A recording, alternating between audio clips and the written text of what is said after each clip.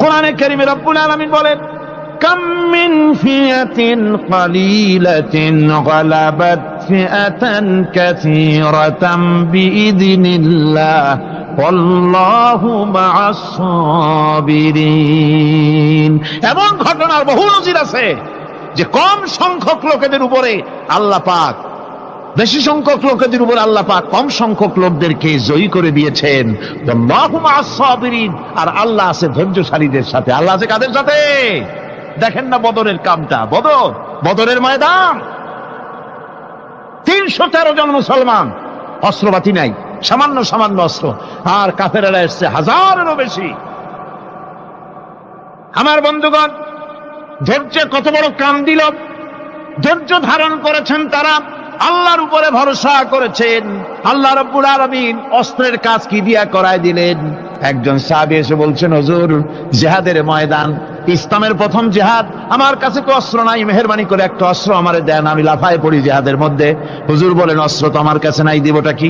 সাহাবী বলছেন, হুজুর, অস্ত্র না থাকে যা পারেন তাই দেন, আপনার হাত দিয়ে যা দিবেন আমি দাঁড়ায় থাকতে পারবো না, জিহাদে আমাকে শরীক হতেই হবে। নবীজি কাছে পেলেন একখানা শুকনা খেজুরের ডালখানা তুলে সাহাবীর হাতে তুলে দিলেন। সাহাবী বলেন, রাসূলের হাতের দেওয়া শুকনা খেজুরের ডালটা নিয়ে আমি যখন কাফেরদের ভিড়ের মধ্যে ঝাঁপায় পড়ে যখন শুকনা খেজুরের ডাল দিয়ে আঘাত দিলাম, তখন ধারালো তরবারে দিয়ে আঘাত করলে যে কাম হয়, শুকনা খেজুরের ডালের আঘাতে কাফের দ্বিখণ্ডিত হয়ে জমিনে পড়ে গেল। ভাইরা আমার, আল্লাহ রাব্বুল আলামিন সবর যারা করে, সংখ্যা যদি কম হয়, আল্লাহ পাক তাদেরকে বিজয়ী করে দেবেন, এই ওয়াদা আল্লাহ রাব্বুল আলামিন করেছেন। এই সবরের গুণ ছাড়া জান্নাতেও প্রবেশ করা যাবে না। সবর যদি না থাকে বেহেশতে যাওয়া যাবে না। ভালো করে মনে রাখেন, আল্লাহ পাক বলছেন, আম্মা হাসিবতুম আন তাদখুলুল জান্নাতা ওয়া লাম্মা ইয়া'লামিল্লাহুল্লাযীনা জাহাদু মিনকুম ওয়া ইয়া'লামাস সাবিরিন। তোমরা কি মনে করেছো এমনি বেহেশতে চলে যাবা? এটা কি মামু বাড়ির আবদার নাকি? এমনি বেহেশতে চলে যাবা? অথচ আল্লাহ রাব্বুল আলামিন এখনো দেখেন নেননি যে তোমাদের মধ্যে কারা জিহাদ করতে প্রস্তুত, কারা তোমাদের মধ্যে জিহাদ করে জান দেওয়ার জন্য প্রস্তুত, আর কারা ধৈর্যধারী, এটা তো আল্লাহ এখনো দেখে নেন নাই। সুতরাং হক এবং বাতিলের সংগ্রামে লিপ্ত হতে হবে। আল্লাহ দেখতে চান কারা জীবন দিতে চায়। সুতরাং ইসলামী আন্দোলনে যারা শরীক হবে, তাদের বিপদ এবং মুসিবত দিয়ে আল্লাহ রাব্বুল আলামিন তাদের সাহসিকতা এবং ধৈর্যের পরীক্ষা নিবেন। কোরআনে কারীম বলছেন, ওয়ালানাবলুয়ান্নাকুম হাত্তা না'লামাল মুজাহিদিনা মিনকুম ওয়াস-সাবিরিনা ওয়া নাবলুয়া আখবারাকুম। অবশ্যই আমি তোমাদেরকে পরীক্ষার সম্মুখীন করব, আর তোমাদের মধ্যে সত্যিকার মুজাহিদ, দৃঢ়তা অবলম্বনকারী কারা, আমি তা দেখব। এরা যেন আমি দেখে নিতে পারি, সেই জন্য আমি বিপদ এবং মুসিবতের মধ্যে তোমাদের ফেলবো। ধৈর্যধারীদের উপরে আমার রহমত অবশ্যই থাকবে। খবর এমন এক সম্পদ যা ধারণ করলে পরে আল্লাহ রাব্বুল আলামিন রাষ্ট্রীয় ক্ষমতা দান করে দেন। কোন সুবহানাল্লাহ, জোরে কোন সুবহানাল্লাহ। ধৈর্য ধারণ করলে আল্লাহ রাষ্ট্রের মতো বিরাট নিয়ামত আল্লাহ হাতে তুলে দিবেন। তার প্রমাণ কোরআন শরীফ আল্লাহ বলছেন, বনি ইসরাইলরা মিশর থেকে যখন বহিষ্কার হয়ে গেল, তাদের যখন পা রাখার কোনো জায়গা থাকলো না, বনি ইসরাইলরা মিশর থেকে যখন বহিষ্কার হয়ে গেল, এরপরে আল্লাহ পাক তারা যখন ধৈর্য অবলম্বন করলো, আল্লাহ পাক তাদের ব্যাপারে বলছেন, ওয়া আওরাসনাল কওমাল্লাযীনা কানু ইউস্তাদআফুনা মাশারিকাল আরদি ওয়া মাগারিবা আল্লাতী বারাকনা ফিহা। আর তাদের স্থলে আমি নির্যাতিত লোকদেরকে প্রতিষ্ঠিত করলাম। পশ্চিম এবং উত্তরের তাদেরকে আমি পশ্চিম এবং পূর্বের উত্তরাধিকারী তাদেরকে বানায় দিলাম। বিরাট এলাকা তাদের হাতে আমি তুলে দিলাম। ওয়া তাম্মাত কালিমাতু রাব্বিকাল হুসনা আলা বানি ইসরাঈলা বিমা সাবারু। আর এভাবে করে আল্লাহ পাক তার কথাকে পূর্ণ করলেন বনি ইসরায়েলদের উপরে সবর এখতিয়ার করার জন্য, ধৈর্য ধরার কারণে আল্লাহ পাক রাষ্ট্রের মালিক তাদের বানাই দিলেন। যেরকম সুবহানাল্লাহ। সবর যদি করা হয় তো যুদ্ধ যদি বাদে, যদি জাহাজ শুরু হয়ে যায়, আল্লাহ পাক বলেছেন ফেরেশতা দিয়ে সাহায্য করবে। যদি সবর থাকে তোমাদের, সবর থাকলে আল্লাহ কি দিয়ে সাহায্য করবেন? ফেরেশতা।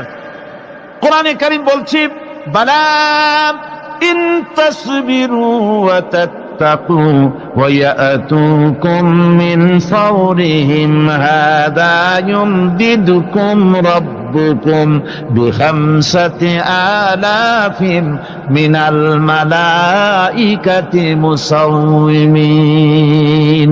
হ্যাঁ, তোমরা যদি ধৈর্য অবলম্বন করো আর আল্লাহকে ভয় করে চলো, তাহলে এক্ষুনি আল্লাহ রাব্বুল আলামিন তোমাদের জন্য কাতারে কাতারে শৃঙ্খলাবদ্ধ 10,000 ফেরেশতা দিয়ে তোমাদেরকে সাহায্য করবেন। সুবহানাল্লাহ। তোমাদেরকে ফেরেশতা দিয়ে সাহায্য করা হবে। তোমরা যদি সবর এখতিয়ার করো, তাহলে সংখ্যা যদি কম হও, বেশি সংখ্যার উপরে জয়ী করে দেব। ইয়াকুম মিনকুম 20 সাবিরুনা ইয়াগলিবু মিয়াতাইন। যদি তোমাদের ভিতরে ধৈর্যশীল 20 জন হয়, আমি 200 কাফেরের বিরুদ্ধে তোমাদেরকে জয়ী করে দেব। সুবহানাল্লাহ। তোমরা যদি হও ধৈর্যশীল 200, কি কয় 20 জন, 200 কাফেরের উপরে তোমরা জয়যুক্ত হয়ে যাবে।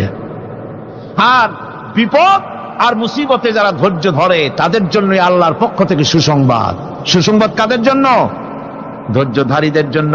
কোরআনে কারীম বলছে ওয়াবাশশিরিস সাবিরিনাল্লাযীনা ইযা আসাবাতহুম মুসিবাতুন ক্বালু ইন্না লিল্লাহি ওয়া ইন্না ইলাইহি রাজিউন। সুসংবাদ সেই সব ধৈর্যশালীদের জন্য যারা নাকি বিপদ এবং মুসিবতে আসলে যারা বলে, কি বলে? পড়েন আমার সাথে, ইন্না লিল্লাহি ওয়া ইন্না ইলাইহি রাজিউন। এটা শুধু আমাদের লোকেরা কেউ মরলে পড়ে, এটা শুধু মরার সময় নয়, বরং যে কোনো বিপদ আর মুসিবত এলে মুমিন বান্দা যারা, তারা কি পড়বে? ইন্না লিল্লাহি ওয়া ইন্না ইলাইহি রাজিউন। নিশ্চয়ই নিশ্চয়ই আমরা আল্লাহর জন্য এবং আমাদের সকলকেই আল্লাহর কাছে ফিরে যেতে হবে, প্রত্যাবর্তিত হতে হবে। সবরকারীদের জন্য রয়েছে জান্নাতের সুউচ্চ সম্মানের জায়গা। জান্নাতে সবচেয়ে সম্মানজনক জায়গা আল্লাহ রাব্বুল আলামিন ধৈর্যশালীদেরকে দান করবেন। কোরআনে কারীম বলছে উলাইকা ইউজসাউনাল গুরফাতা বিমা সাবারু ওয়া ইউলাক্কাউনা ফিহা তাহিয়াতাও ওয়া সালামা। এরা হলো সেই সব লোক যাদেরকে প্রদান করা হবে বেহেশতের সুউচ্চ মঞ্জিল, কারণ তারা সবর এখতিয়ার করেছিল, তারা সবর করছিল, এই জন্য বেহেশতের সবচাইতে ভালো জায়গা তাদের দেওয়া হবে। কোন আলহামদুলিল্লাহ, জোরে কোন আলহামদুলিল্লাহ। এবং জান্নাতে সবরকারীদেরকে সম্বর্ধনা দেওয়া হবে, সম্বর্ধনা দেওয়া হবে। খালিদিনা ফিহা হাসনাত মুস্তাকাররাও ওয়া মুকামা। চিরদিন তারা জান্নাতের ভেতরে বসবাস করবে এবং কতই না সুন্দর, কতই না উত্তম জায়গা সবরকারীদের জন্য আল্লাহ বেহেশতের মধ্যে রেখে যাবেন। জান্নাতে প্রবেশ করার সাথে সাথে চতুর্দিক থেকে ফেরেশতারা ছুটে আসবে সবরকারীদের জন্য। ওয়াল মালাইকাতু ইয়াদখুলুনা আলাইহিম মিন কুল্লি বাব। চতুর্দিক থেকে ফেরেশতারা তাদেরকে ইস্তেকবাল করবে, কি বলবে? সালামুন আলাইকুম বিমা সাবারতুম ফানি'মা উকবাদ-দার। তোমাদের প্রতি শান্তি বর্ষিত হোক, কারণ তোমরা পৃথিবীতে সবর অবলম্বন করেছিল। কতই না উত্তম জায়গা, কতই না সুন্দর জায়গা আল্লাহ রাব্বুল আলামিন সবরের বিনিময় তোমাদেরকে দান করেছেন। সুতরাং এই সবর হচ্ছে মুসলমানদের জন্য সবচেয়ে বড় নিয়ামত। আজ আমার তো মনে হয় পৃথিবীতে মুসলমানরাই সবচেয়ে বেসবর। ট্রেনে যাবে, বসা নিয়ে বেসবর, টিকিট নিয়ে বেসবর, বাসের মধ্যে বেশ হব, বাজারে যাবে বেশ হব, স্কুলে যাবে বেশ হব, যেখানে যান সব জায়গায় আমরা বেশি অধৈর্য, ঠিক কিনা কর? সামান্য সামান্য জিনিস নিয়ে ঝগড়া করা, মারামারি করা, এই হচ্ছে আমাদের ট্র্যাডিশন। ধৈর্য অবলম্বন করতে হবে জীবনের সকল ক্ষেত্রে। এই ধৈর্য আমাদেরকে রক্ষা করতে হবে। এই ধরনের ধৈর্য যদি আমরা অবলম্বন করতে পারি, তাহলে আল্লাহ পাক বলছেন, উলাইকা আল্লাযীনা সাদাকু ওয়া উলাইকা হুমুল মুত্তাকুন। এরাই হলো ঈমানের দাবিতে সত্যবাদী। কোন আলহামদুলিল্লাহ। কারা কারা? না না, শুধু সবরকারী না। এই যে 10টা পয়েন্ট বলা হলো, কয়টা পয়েন্ট বলা হয়েছে? 10টি পয়েন্ট। সেই 10টি পয়েন্ট যারা পালন করবে এরা হলো ঈমানের দাবিতে সত্যবাদী, আর এরাই হচ্ছে প্রকৃতপক্ষের মুত্তাকি। আমরা মুত্তাকি বুঝি দাঁতে ছাতা, দাড়ি টাড়ি আশ্রয় না, জাব্বা জুব্বা গায়ে দিয়ে কোনো জায়গায় পড়ে থাকে। হ্যাঁ, এটা বড় মুত্তাকি, খুব পরহেজগার। সালার সত্তর যদি পড়ে তাহলে তো আরো বড় পরহেজগার। জি, আর যদি কাপড় চোপড় মোটেও না থাকে তাহলে তো খাজা বাবা হয়ে গেল। জি, নাউযুবিল্লাহি মিন যালিক। আর আল্লাহ বলছে মুত্তাকি কারে কয়? শোনো, এরে কয় মুত্তাকি যাদের মধ্যে এই 10টা গুণ আছে। এই 10টি সত্য যদি সম্পাদন করতে পারি, যদি আমল করতে পারি, জীবন ধন্য হয়ে যাবে। সেই 10টি কথা আমি আবার আপনাদের স্মরণ পটে তুলে দিতে চাই, প্যাকেট করে পকেটে উঠাই দিতে চাই, যেন বাড়ি নিয়ে যেতে পারেন। 1 নম্বর হচ্ছে 10টি পয়েন্টের 1 নম্বর আল্লাহর প্রতি ঈমান। 1 নম্বরে আল্লাহর প্রতি ঈমান, 2 নম্বরে পরকালের প্রতি ঈমান, 3 নম্বরে ফেরেশতাদের উপর ঈমান, 4র্থ নম্বরে কিতাবের প্রতি ঈমান, 5ম নম্বরে নবীদের প্রতি ঈমান, 6ষ্ঠ নম্বরে সহায় সম্বলহীন, নিকটবর্তী আত্মীয়, ইয়েতিম, মিসকিন, প্রবাসী, মুসাফির, সাহায্য প্রার্থী, এদেরকে মুক্ত করার জন্য এদেরকে সাহায্য প্রদান করা, 7 নম্বরে নামাজ প্রতিষ্ঠা করা, 8 নম্বরে যাকাত আদায় করা, 9 নম্বরে ওয়াদা পালন করা, 10 নম্বরে সবর এখতিয়ার করা। কয়টা হইল? এই 10টি কাজ যদি আমরা পালন করতে পারি, বিপদে মুসিবতে ধৈর্য ধারণ করতে পারি, যত মুসিবত আসুক, আসলে এগুলি কিছু না। মুসিবত আল্লাহ টেস্ট করবেন, মুসিবত দিয়া আল্লাহ টেস্ট করেন। দেখা যায় যে ওদের শক্তি খুব বেশি, চোখে আপনি দেখতে পারেন, কিন্তু আল্লাহ বলছেন ইন্না কায়দা শায়তানে কানা দাঈফা। বাতিলরা হলো শয়তান। বাতিলরা কি? আর ওদের চক্রান্ত আসলেই দুর্বল। এদের চক্রান্ত আসলে কি? দুর্বল। কাজেই এগুলিকে ভয় করা যাবে না। বিপদে মুসিবতে ধৈর্য ধারণ করে যদি অগ্রসর হওয়া যায়, তো আল্লাহ রাব্বুল আলামিন এই 10টি পয়েন্ট যদি আমল করা যায়, দুনিয়ার শান্তি পাবো, আখিরাতেও শান্তি পাবো। যত মুসিবত আসুক, বিপদ আসুক, ধৈর্যের সাথে মোকাবেলা করতে হবে। ধৈর্যের অর্থ কি? আমি আগেই বলেছি, ধৈর্যের অর্থ হচ্ছে অবিচলতা, দৃঢ়তা, বরদাস্ত করা, সহিষ্ণুতা, ধীরতা, স্থিরতা। ধৈর্যের অর্থ এটা নয় একজন একটা থাপ্পড় মারলো আর আপনি বলবেন যে বাবা ব্যথা পাইছে নাকি, তাহলে আরো একখান থাপ্পড় দিয়া দাঁত আমার সবগুলো ভালায় না। এর নাম ধৈর্য নয়। ধৈর্য হচ্ছে পরিস্থিতির মোকাবেলা করতে হবে সাহসিকতার সাথে, এর নাম হচ্ছে ধৈর্য। ওই যে আমি একটা দৃষ্টান্ত দিয়ে থাকি, এক সাপ একবার মুরিদ হয়েছিল এক পীর সাহেবের কাছে। পীর বলছিলেন যে আমি তো এইসব সাপ টাপ মুরিদ বানাই না। কয় না হুজুর, আমারে বানান। তারপরে মুরিদ বানায় কিছু অজিফাতারে শিখাই দিল, আর বললো খবরদার কাউকে দংশন করবে না। ঠিক আছে, সে যায়া জিজ্ঞাসা শুরু করে দিয়েছে। এর মধ্যে জমিনে রাখাল আসছে, ধান কাটছে, ধানগুলো নিবি কি করে? দড়ি দাড়ি পাচ্ছে না, তো কি করা যায়, বানবে কি দিয়া? সন্ধ্যার পরে অন্ধকারে দেখে যে দড়ি একটা পড়ে আছে। ও যে কি দড়ি তা তো ওরা বোঝে না, ওইটারে নিয়ে ধান রে ফেসাইয়া লেজ দিয়ার মাথা দিয়ে এরকম করে বাসেটারে দিয়ে বাঁধছে। সাপ তখন বলতেছে, হায় হায় রে, কেবল যে মুরিদ হইছি, তা না হলে তুই ঠিক পাইছি যে আমি কি ধরনের দড়ি। এরপরে নিয়ে বাড়ি নিয়ে ভালাই দেশে ডরে খুলে সাপটার ঘাড় গেছে মস্কিয়া। বহুত কষ্ট করে হুজুরের বাড়ি গিয়ে হাজির। কয় যে হুজুর কি একখান জিকের শিখাইলেন, আমার তো ঘাটটার মস্কে শেষ। আশ্চর্য কথা, কত মানুষ মুরিদ হইলো, কত কিছু মুরিদ হইলো, কারো তো জিকের করলে ঘাড় মস্কে যাবে কেন? এটা কেমন কথা? কয় হুজুর ঘটনাই। আরে বেটা ঘটনা এইটা, তুই কি করছিলি? কয় যে আপনি যে নিষেধ করছেন দংশন করতে, আমি তো দংশন করতে পারিনি। আরে বেটা দংশন করতে নিষেধ করছিলাম, ফোঁস করতে তো নিষেধ করি নাই। তোরে যখন দড়ি মনে করে হাত দিছিল, ফোঁস করে উঠতি, ওই রাখাল লাফ দিয়া বন আর পার হইয়া দিল্লি চলে যেত। কাজী ধৈর্যের মানে চিত হয়ে পড়ে না। ধৈর্য মানে অবিচলতা, দৃঢ়তা নিয়ে শক্তি সঞ্চয় করে আল্লাহর উপরে ভরসা করে বাতিলের বিরুদ্ধে ঝাঁপিয়ে পড়তে হবে, বাতিল উৎখাত হতে বাধ্য হবে।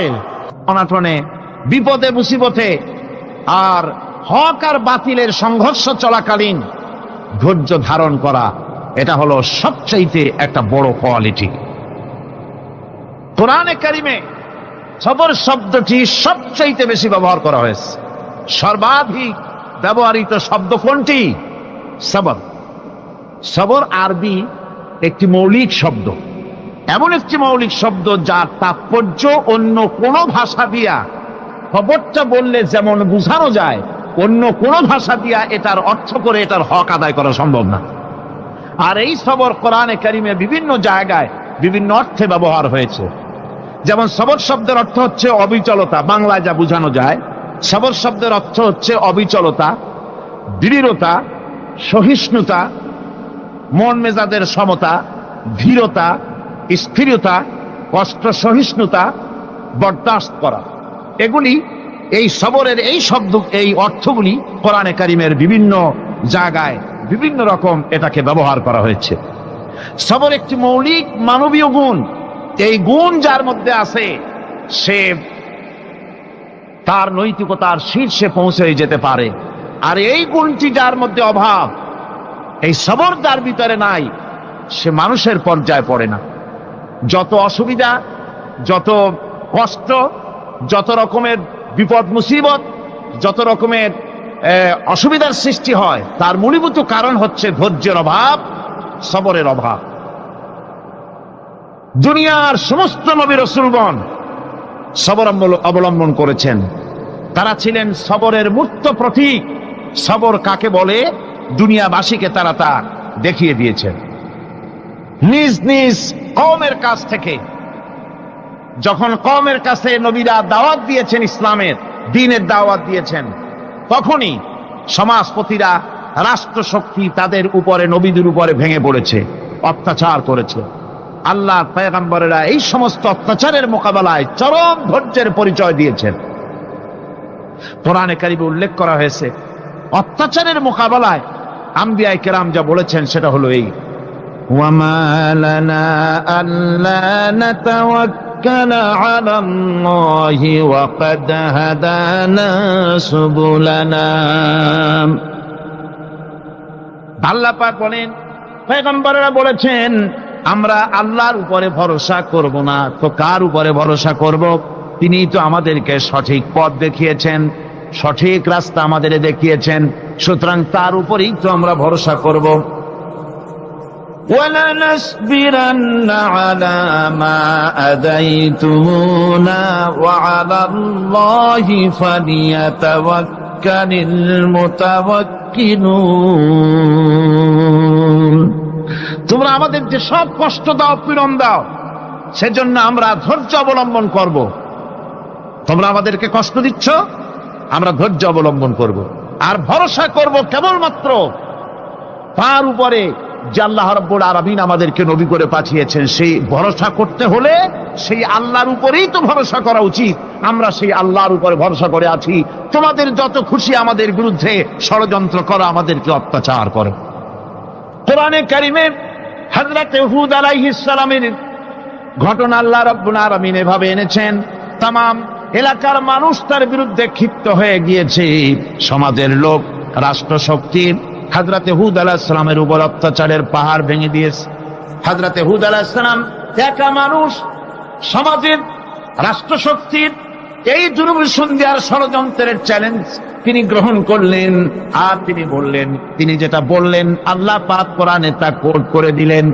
দুনিয়ার সমস্ত ইসলামী আন্দোলনের কর্মীদের জন্য আল্লাহ পাক কোট করে দিলেন, সমস্ত মুমিনদের জন্য তা উল্লেখ করলেন। হুদ আলাইহিস সালাম তিনি জাতিকে বললেন, ফাকিদুনি জামিআন সুম্মা লা তুনদিরুন। তোমাদের যত ক্ষমতা আছে সমস্ত ক্ষমতা নিয়ে আমার বিরুদ্ধে তোমরা ষড়যন্ত্র করো, আর আমাকে এতটুকু অবকাশ দিও না। আমি সেই আল্লাহ রাব্বুল আলামিনের উপরে ভরসা করেছি, যার কুদরতি হাতের ভিতরে আমার জান, আর গোটা পৃথিবীর সমস্ত প্রাণীর জান যার কুদরতি হাতের মধ্যে। যার হাতের ভিতরে গোটা পৃথিবীর সমস্ত জান, সে আল্লাহর উপরে ভরসা করেছি, যা খুশি তোমরা আমার বিরুদ্ধে করতে পারো। সুবহানাল্লাহ। এটার নাম হলো ঈমান, এটার নাম সবর, এটার নাম ধৈর্য। এই ধৈর্য আসে ঈমানে কামেল হলে পরে এবং আল্লাহর উপরে পরিপূর্ণ বিশ্বাস হলে পরে। যদি কারো দিনের মধ্যে কথা বিশ্বাস থাকে যে আমার জন্য আল্লাহর পক্ষ থেকে যদি কোনো বুলেট নির্ধারণ করা থাকে, গোটা বিশ্ব যদি আমাকে পাহারা লাগায়, ওই বুলেট থেকে আমাকে বাঁচাইতে পারবে না। আর আমার জন্য যদি একটা বুলেট আল্লাহ কর্তৃক নির্ধারিত থাকে, তাহলে গোটা পৃথিবীর মানুষ চেষ্টা করেও সেই বুলেট থেকে আমাকে রক্ষা করতে পারবে না। এটার নাম হচ্ছে ঈমান। এই ঈমান যখন মানুষের মধ্যে সৃষ্টি হয়ে যায়, তখন সে বিপ্লবী শক্তিতে পরিণত হয়ে যায়। তার কাছে ভয় বলে কোনো জিনিস থাকে না, যেহেতু সে তো ভরসা করেছে এমন শক্তির কাছে যার চাইতে প্রচন্ড ক্ষমতা আকাশেও কারো নাই, জমিনেও। তিনি কে? জোরে চিল্লায় বলেন, তিনি কে? আমার বন্ধুগণ, রাসূল করিম সাল্লাল্লাহু আলাইহি ওয়াসাল্লাম হিজরতের রাতে সৌর পাহাড়ের গারে সৌরের কাছে যখন চলে গেছেন, হজরে রক্ত হয়ে হয়ে আসতেছে। হযরতে আবু বকর রাদিয়াল্লাহু তাআলা আনহু বলছেন, হে আল্লাহর রাসূল, এখন আর অগ্রসর হওয়া ঠিক হবে না, বেলা উঠে গেলে ধরা পড়ে যাব। এখানে গুহা আছে, ভিতরে প্রবেশ করি। হযরতে আবু বকর রাসূলের সম্মতি পেয়ে হযরতে আবু বকর রাদিয়াল্লাহু তাআলা আনহু বলছেন, ইয়া রাসূলুল্লাহ, পাহাড়িয়া গুহা, সাপ বিচ্ছু থাকতে পারে, আমাকে অনুমতি দেন, আমি আগে ভিতরে ঢুকে সাফ করে আপনাকে ডাকি। ভিতরটা সাফ করে তিনি ডাকলেন। রাসূল করিম ভিতরে ঢুকে বলছেন, আবু বকর, পাহাড় বেয়ে বেয়ে বড্ড কষ্ট হয়েছে, একটু বসো, তোমার উরুর উপরে মাথা রেখে আমি একটু ঘুমাইয়া যাই। আল্লাহর নবী আরাম ফরমাচ্ছিলেন। সকালবেলায় কাফির বেঈমানেরা যখন আস্তে আস্তে করে গুহা মুখে পৌঁছে গেছি, পায়ের চিহ্ন এখানে শেষ, তাদের নিশ্চিত ধারণা এর ভিতরে নবীজি আছেন। বলছে, বেরিয়ে আসো। একজন বলে নাই, আর একজন বলে আছে, এভাবে তাদের মধ্যে দ্বিমত হয়ে গেল। হযরতে আবু বকর বলছেন, ইয়া রাসূলুল্লাহ, আমরা তো ধরা পড়ে গেছি, আমাদের তো আর উপায় নাই। এই গুহাটা এতই অগভীর, শুয়ে যদি হাঁটু উঁচু করা যায় উপর থেকে দেখা যায়, বসলে পরে মাথা দেখা যায়, ধরা তো পড়ে গেছি, উপায় নাই। আল্লাহর নবী তখন তার হাবিব, তার বন্ধুকে কি বললেন? বিশ্ববাসীর জন্য আল্লাহ পাক কোরআনে তা উঠায় দিলেন। নবীজি তার বন্ধুকে ডেকে বললেন, লা তাহজান ইন্নাল্লাহা মা'ানা। ও আমার সাথী, কোনো চিন্তা করো না, ভয় পেও না, শঙ্কিত হয়েও না। আমরা মাইনরিটি নই, আমরাই মেজরিটি, কারণ আল্লাহ রাব্বুল আলামিন আমাদের সাথে আছেন। সুবহানাল্লাহ। এই চিন্তা, এই ধারণা যদি মানুষের মনের মধ্যে থাকে, তাহলে কখনোই তার মন দুর্বল হবে না, ঈমান দুর্বল হবে না। রব্বানা যালামনা আনফুসানা ওয়া ইন লাম তাগফির লানা ওয়া তারহামনা লানাকুনান্না মিনাল খাসিরিন। রব্বানা লা তুযিগ কুলুবানা বা'দা ইয হাদাইতানা ওয়া হাব লানা মিন লাদুনকা রাহমাতান ইন্নাকা আনতাল ওয়াহ্হাব। আয় আল্লাহ তাআলা, এই বিশাল জনসমুদ্র নিয়ে তোমার দরবারে হাত তুলেছি পবিত্র মেরাজের রজনীতে। আয় আল্লাহ, তুমি দয়া করে মেহেরবানি করে আমাদের আলোচনা, দুরুদ সালামের সওয়াব আমাদের বিশ্ব নবী, তোমার প্রিয় হাবিব জনাবে মুহাম্মদ রাসূলুল্লাহ সাল্লাল্লাহু আলাইহি ওয়াসাল্লামের রূহ মুবারকে পৌঁছায়া দাও। সমগ্র বিশ্বের মাটির নিচে যত মুমিন মুমিনাত শুয়ে আছেন তাদের আরো আর পরে সওয়াব পৌঁছায় দাও। আমাদের মা বাপ যাদের দুনিয়া থেকে বিদায় হয়ে গেল, আল্লাহ কবরগুলিকে জান্নাতের টুকরায় পরিণত করে দাও। রব্বির হামহুমা কামা রব্বায়ানি সগীরা। পড়েন সবাই, রব্বির হামহুমা কামা রব্বায়ানি সগীরা। হায় আল্লাহ তাআলা, বহু মানুষ দোয়া চেয়েছি, কতজনের কত কষ্ট। কেউ হসপিটালে আছে, কারো অপারেশন হবে, কেউ বা মরে গেছে, কেউ বা মামলা মোকদ্দমায় আছে, কেউ বা পারিবারিক অশান্তিতে আছে।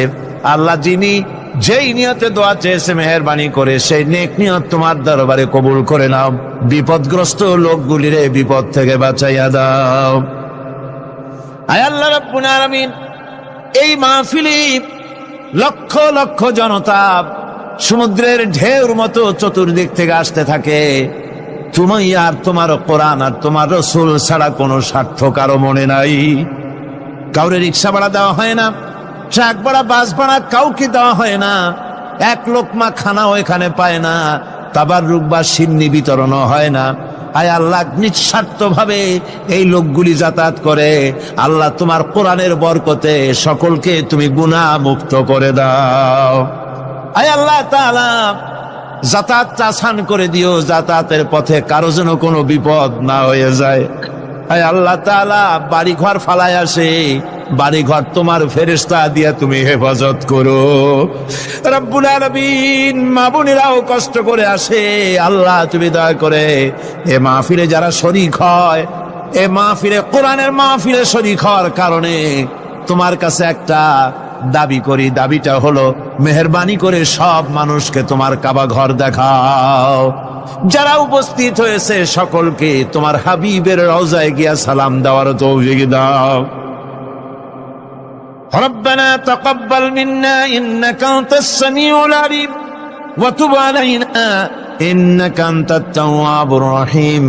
সুবহানা রাব্বিকা রাব্বিল ইজ্জাতি আম্মা ইয়াসিফুন, সালামুন আলাল মুরসালিন, আলহামদুলিল্লাহি রাব্বিল আলামিন। ওয়াজআল আখিরা কালিমাতিনা ইনদাল মাউত লা ইলাহা ইল্লাল্লাহু মুহাম্মাদুর রাসূলুল্লাহ। আসসালামু আলাইকুম ওয়া রাহমাতুল্লাহ।